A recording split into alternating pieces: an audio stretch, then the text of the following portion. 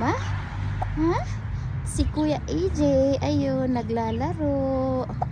Yes, alam nyo guys, isa lang talaga yung masasabi ko.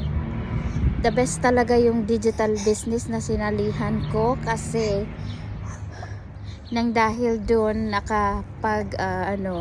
quit ako ng trabaho at naging 24/7 nanay ako, kaya ayan, nagiba talaga yung sitwasyon ni Kuya EJ.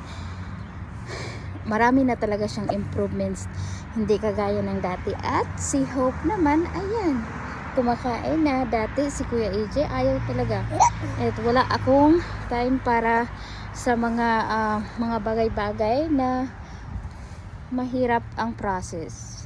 Doon ako sa mas madali at mas mabilis kasi alam nyo naman, pag full-time employee tayo,